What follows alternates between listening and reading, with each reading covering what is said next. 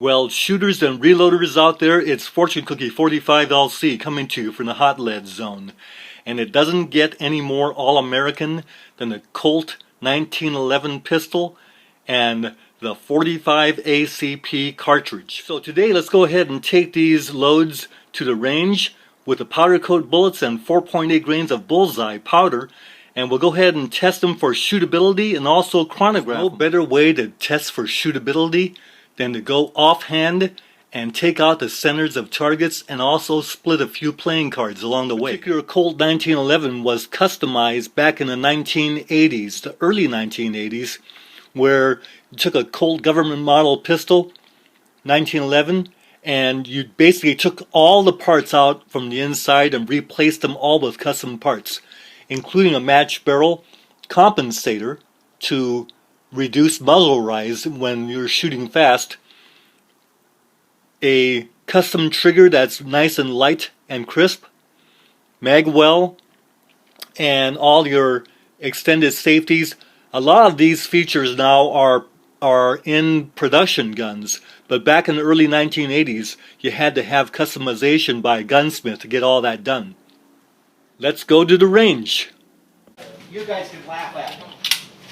I got one years ago when I first came out You did what? Yeah. This thing's a chop barrel off. Crown barrel. Yeah. 870, 878, 865, 898, and 810. Oh, that last one kind of ruined it. High of 898, low of 810, average 864, spread of 88, and a standard deviation 32. It would have been a lot better without that last one. As for performance on target, 4 shots in a pretty nice tight group that split the playing card twice, and then 1 shot that was thrown out.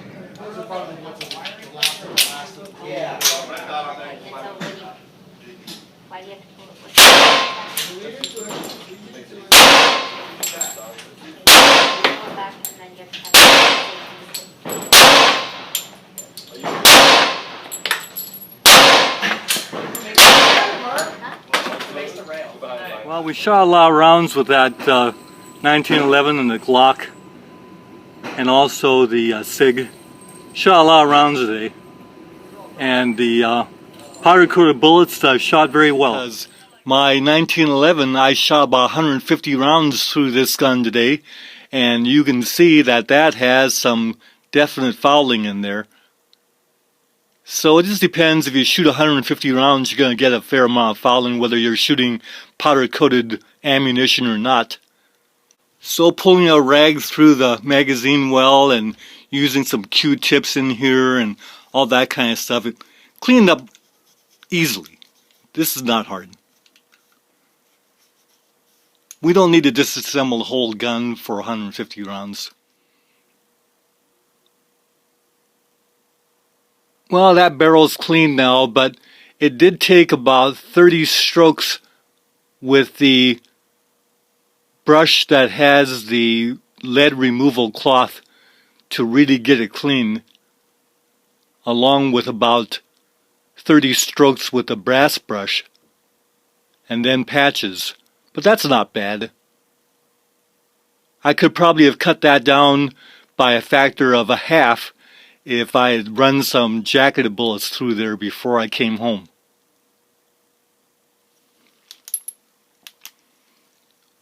What's significant though is if you look inside the compensator, there's no lead in there.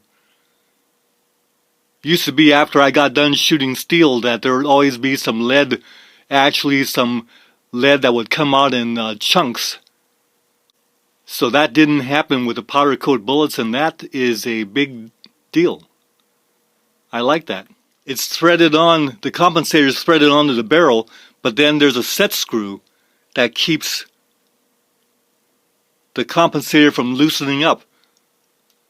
Otherwise, there were stories of compensators going down range during the cycling of a round. And when you put these back together, you really have to have safety glasses on. There's a little buffer there made out of a polymer to take the strain off of the recoil. So this is where it comes down to keeping it from going across the room, the spring here. You have to kind of hold that gingerly. And then the guide rod, the two-piece guide rod goes back in, and you have to get that two-piece guide rod back together, and it takes a little bit of gyration to get that.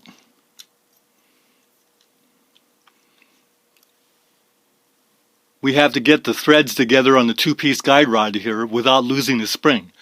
There's a trick to it, of course. You have to kind of get them lined up with a third tool, because you don't have three hands. Well, once you got the two-piece guide rod together, all you got to do is crank it together like there it is. Now that guide rod has captured the recoil spring, so now we are ready to put the 1911 back together. So there's definitely no argument about the reassembly of 1911. The Glock has it beat all out.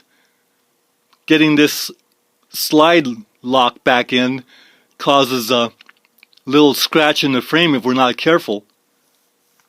And it really does help to have three hands to put a 1911 together, especially one that's a comp gun like this one. But the little scratch there is acceptable because the whole gun has so much wear on it.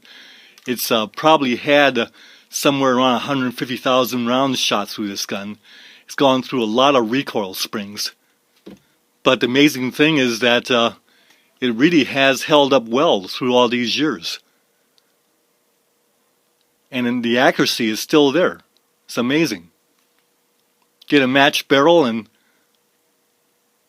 and it'll maintain its accuracy.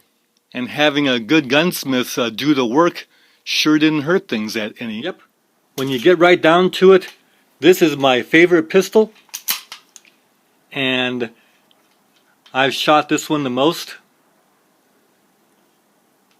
The All-American pistol with a 45 ACP round, the All-American round.